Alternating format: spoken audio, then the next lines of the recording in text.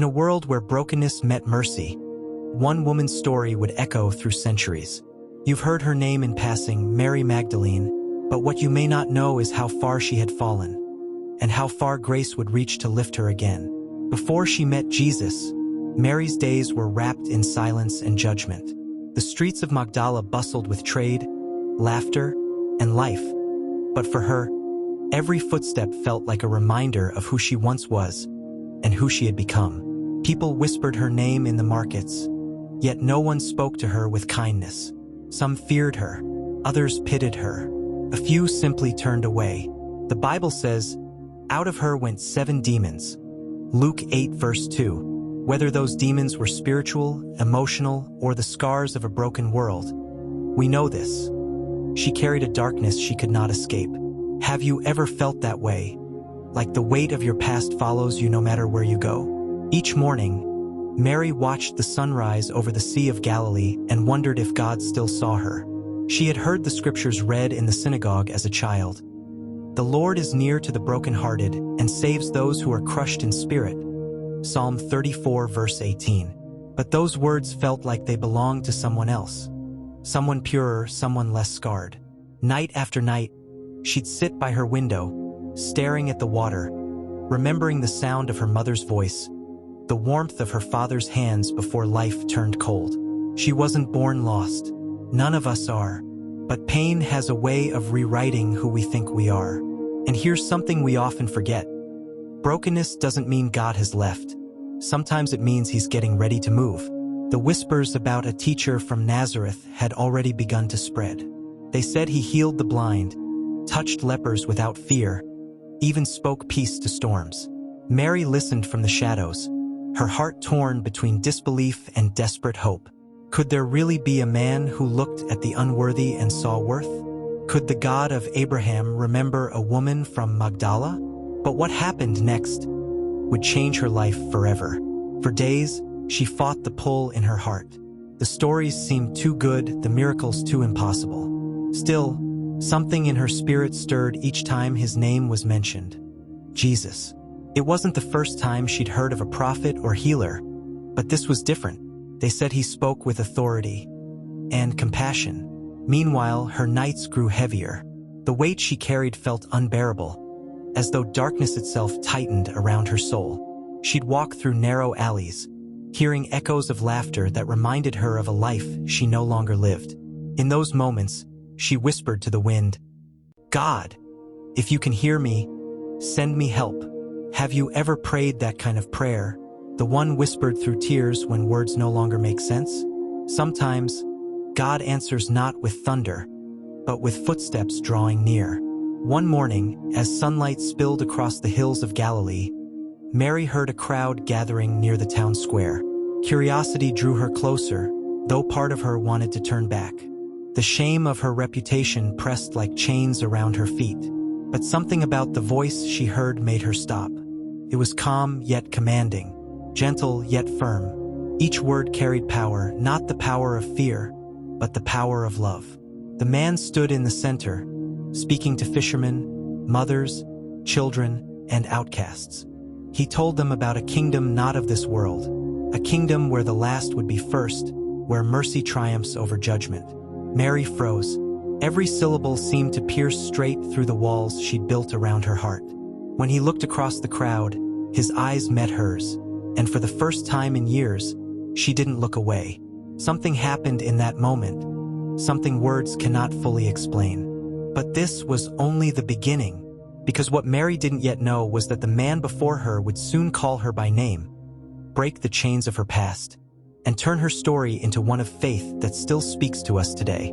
Have you ever felt unseen until someone looked at you and truly saw you? That's where Mary's redemption began. And as we step deeper into her story, remember this: God often meets us at the very point where we've given up hope. Stay with this story, because the next moment in Mary's life would change everything. In the following days, whispers turned into encounters. The teacher was moving from town to town, healing, forgiving, restoring. The same Jesus who silenced storms was about to silence the torment in her soul. Mary's decision to find him wasn't planned. It was a pull, a calling, like light breaking through darkness. She didn't know what would happen next, but something inside her said, "Go." And that's exactly what she did. Sometimes faith begins not with certainty, but with movement, a single step toward the possibility of hope. For Mary, that step would lead her straight to the feet of Jesus. And there, everything would change. Mary walked toward the sound of the crowd, her heart pounding with every step. The morning air carried the scent of the sea and the murmur of voices speaking one name, Jesus. She had heard rumors, that he touched lepers and they were clean, that a word from his lips opened the eyes of the blind. But she had also heard that he welcomed sinners, ate with tax collectors, and spoke to the broken as if they still mattered. That last rumor was the one that pulled her feet forward. The closer she came, the clearer his voice became, not loud, but alive. He spoke about freedom. "Come to me, all you who are weary and burdened, and I will give you rest." Matthew 11 verse 28. Rest, a word she hadn't tasted in years. As she drew near, the crowd shifted, and for a moment she could see him. Dust on his feet, a calm strength in his face. People pressed around him, yet it felt as if the world had gone still. He looked up and their eyes met. There was no accusation there, no fear, no judgment. Only recognition, as if he had known her pain long before she spoke a word. Have you ever been seen that way? Not for what you've done, but for who you could become. In that instant, the noise faded. The demons that had whispered in her mind grew quiet, as though even darkness itself recognized the voice of its master. Jesus stepped toward her. The crowd parted in uneasy silence. Mary, her name fell from his lips. Steady, sure, filled with compassion. No one had spoken her name like that in years. The Gospels simply say, he cast out 7 demons from her. Luke 8 verse 2. But between those few words lies an entire eternity, a collision between bondage and mercy. She fell to her knees, tears cutting paths through the dust on her face. Jesus reached out his hand. When his fingers touched her shoulder, it was as though light itself entered the cracks of her soul. The torment lifted, the heaviness broke. She gasped not out of fear but release. The voices were gone. The silence was clean, pure. Around them, murmurs rose. Is this the one they say was possessed? How can he touch her? Yet Jesus never looked away. He simply said, "Your faith has made you whole. Go in peace." Luke 7 verse 50. And just like that, the woman who had walked in darkness stood in the light. Sometimes deliverance happens in a moment. Sometimes it's a process. But it always begins with the courage to come close to Jesus. Mary would remember that moment for the rest of her life. The scent of the earth, the warmth of his hand, the way hope felt when it finally returned. Have you ever felt that? That instant when despair gives way to something you can't explain. Only believe? As she stood, her eyes overflowed. The people looked on, half amazed, half confused. To them, it was another miracle. To her, it was resurrection. She followed him that day, not because he demanded it, but because gratitude left her no other choice. From that moment forward, Mary was no longer defined by her past. She became part of the circle of women who supported Jesus and his disciples. The Gospel of Luke records that she and others provided for him out of their own means. Luke 8 verse 3. She gave not because she was wealthy, but because she was free. Every time she saw another outcast step forward for healing, she remembered who she had been and who had changed her. Jesus taught about seeds, storms, and shepherds. Mary listened to every word, her heart echoing with new purpose. When he spoke of forgiveness, she nodded, knowing how costly and how beautiful it was. There's a lesson here for us, even today. When grace reaches you, don't keep it to yourself. Let your freedom become someone else's invitation. In today's world, we still wrestle with voices. Not demons perhaps, but doubts, guilt, anxiety. The endless noise that says we're not enough. Mary's story reminds us that one encounter with Christ can silence them all. Have you ever longed for that kind of peace? Tell us in the comments, what part of Mary's story speaks to you so far? Her journey with Jesus had only begun. She walked from town to town, witnessing wonders. The blind seeing, the lame walking, the dead raised. But what moved her most wasn't the miracles. It was the way he loved people no one else would touch. For Mary, following him wasn't about status or recognition. It was gratitude in motion. And as she served quietly among the disciples, a thought often crossed her mind. If he could redeem me, he can redeem anyone. But the path of faith is never simple. Ahead lay rejection, betrayal, and a cross that would test every heart that loved him. Yet even when others fled, Mary's devotion would remain. Because the one who has been forgiven much, loves much. Luke 7 verse 47. Stay with her story. The next part reveals a loyalty that would outshine fear itself. The days that followed carried a quiet rhythm. Jesus moved through villages and open fields, and Mary was never far behind. She was no longer the woman whispered about in the streets. She was the woman who served, who listened, who learned. When he sat by the fire with his disciples, she would stay just beyond the circle of light, listening to every word. When he healed a child, she smiled. When he fed a multitude, she helped pass the baskets. Gratitude became her daily bread. People began to see the difference in her eyes. There was peace where torment had lived. Hope had taken the place of fear. And every so often, Jesus would glance her way and simply nod. A reminder that she was seen, that her new life was real. Have you ever felt God confirming that your change is real, even when the world doubts it? The months turned into years. The teacher's fame spread, and so did opposition. Some of the leaders called him blasphemer, others called him troublemaker. Yet Mary had seen too much to turn back. She remembered the darkness and the day light broke through. No argument could erase that memory. One evening, after a long day of teaching, Jesus spoke softly to his followers. The Son of Man must suffer many things. He will be killed, and on the third day be raised to life. Luke 9 verse 22. A chill ran through the group. They could not imagine a world without him. But Mary caught the tone in his voice. Steady, resolved. It frightened her, yet something deeper whispered, trust. Faith is not the absence of fear. It's the decision to follow even when fear walks beside you. The road to Jerusalem was lined with pilgrims, noise, and expectation. When Jesus entered the city, crowds waved branches and shouted Hosanna. But Mary sensed the storm behind their cheers. In the days that followed, the tension grew. Whispers of betrayal, threats from priests, soldiers watching from shadows. Mary stayed close, serving quietly, praying when others argued. Then came the night in Gethsemane. The garden was heavy with silence. From a distance, Mary saw him kneel beneath the olive trees, face pressed to the ground. She heard fragments of his prayer carried by the wind. Father, not my will, but yours be done. Luke 22 verse 42. Her hands trembled. She wanted to run to him, to comfort him, but something sacred held her still. This was a moment between the Son and the Father. Moments later, torches appeared. Soldiers, betrayal, the sound of swords and shouts.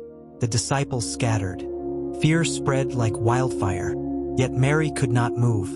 She watched as they led him away, her heart breaking, her faith clinging to every step he took. Have you ever watched something holy be torn from you and wondered why God allowed it? Through the long night of trials and accusations, Mary followed from a distance. She saw the crowds jeer, the leaders mock, the soldiers strike. Every blow felt like it landed on her own soul. By morning, he was condemned. The cross awaited. When the procession began, she walked behind, weeping, praying, remembering every word he'd ever spoken. Others hid their faces, but she could not look away. The one who had delivered her was now carrying the weight of the world. On the hill of Golgotha, she stood near his mother, near John. The sky darkened. The ground trembled. Jesus looked down, his eyes meeting hers one last time. Even in agony, there was love. He whispered, "It is finished." John 19 verse 30. And just like that, the light she'd followed flickered out. Silence fell. The crowd dispersed. Soldiers guarded the tomb. Hope seemed buried with him. Yet Mary remained. Long after others left, she stayed by the grave, the wind cold against her face, whispering prayers into the night. Sometimes faith is not shouting victory. It's standing still when everything looks lost. She could have gone home, back to Magdala, back to the ordinary. But something in her heart refused to leave. She had seen death before.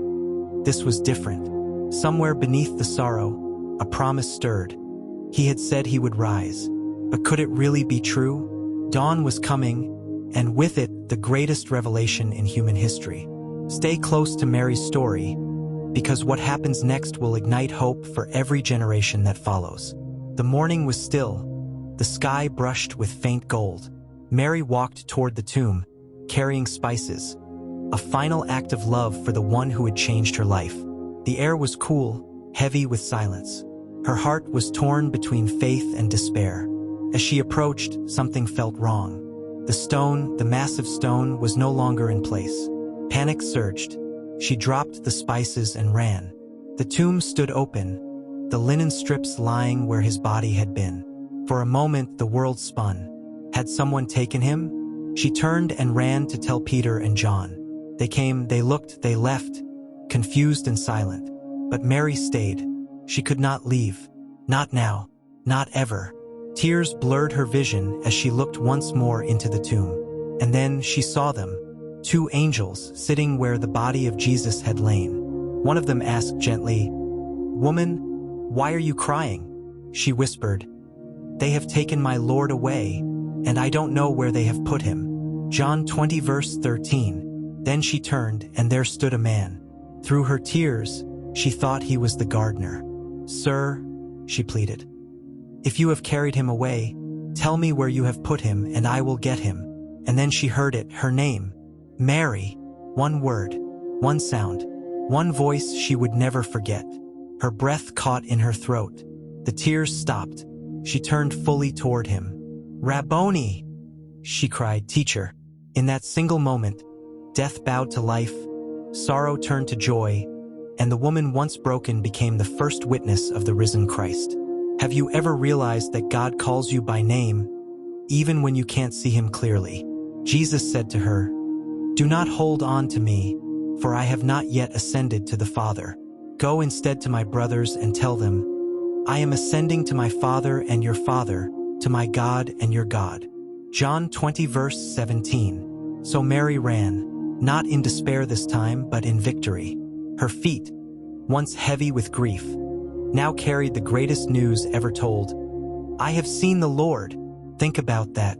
The first voice to proclaim the resurrection was not that of a priest or a scholar, but of a woman once broken, once rejected, once forgotten. That's how God writes his stories. He takes the outcast and makes her the messenger. He takes the overlooked and makes her unforgettable. What does that say about what he can do with your life? Mary's story did not end at the empty tomb. From that day on, she became a living testimony of what happens when faith holds on through the dark. She had no title, no status, no influence, only a heart fully surrendered.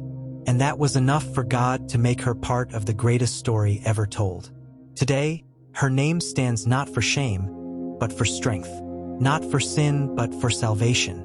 And every time someone rises from their lowest point, Mary's story echoes again. Grace still wins. Have you felt distant from God lately? Maybe you've been buried in guilt, fear, or loss. Remember Mary, because if God could reach into her darkness and call her name, he can do the same for you. You might think your story is over, but resurrection means it's only the beginning. So today, let Mary's story remind you, God doesn't just see who you were, he sees who you can become. Faith is not about being perfect. It's about staying close, even when you don't understand. And maybe, just maybe, your breakthrough is waiting right after the moment you feel like giving up. If the story spoke to your heart, don't keep it to yourself. Tap that like button if you believe that God still transforms lives today. Share this video with someone who needs to know that no past is too broken for God's grace. And don't forget to subscribe to Gospel Storytelling Network, where every story reminds us that God is still writing miracles. Until next time, Keep the faith and keep your eyes on the light that never goes out. Mary Magdalene's story didn't just end 2,000 years ago. Her journey still whispers to every heart that's ever felt lost, forgotten, or unworthy. Her life gives us 3 timeless lessons. Lessons we all need today. Lesson 1: God sees you even in the shadows. Before Jesus met Mary, she was unseen. Just another face in the crowd, carrying silent pain. Yet God noticed her. He called her name. Maybe today you feel invisible too, like your prayers go unanswered, or your worth is forgotten. Remember Mary. God's eyes haven't left you. Have you ever felt like God was silent? Tell us in the comments. Someone else might need your story too. Lesson 2: Your past doesn't define your future. The world remembered Mary for her mistakes, but heaven remembered her for her faith. She became the first witness of the resurrection, proof that grace rewrites stories. So no matter what's behind you, regret, failure, or guilt, it doesn't have to be your ending. In God's hands, broken pieces become testimonies. Lesson 3: Stay when it's hard. When others ran from the cross, Mary stayed. Her faith didn't end in comfort. It endured through heartbreak. And because she stayed, she saw the miracle no one else did. Sometimes your breakthrough comes not from running, but from standing firm when it hurts. So today, hold on. Stay faithful. Keep showing up, even when the night feels long. Because like Mary, you might be just one dawn away from resurrection. If this story touched your heart, take a second to click like. It helps others find hope too. Share this with someone who needs to be reminded that God still turns pain into purpose. And if you haven't already, hit subscribe and join us here at Gospel Storytelling Network, where every story reminds us that faith still moves mountains and grace still changes lives. Until next time, remember, no one is too lost for God to find, and no heart is too broken for Him to heal.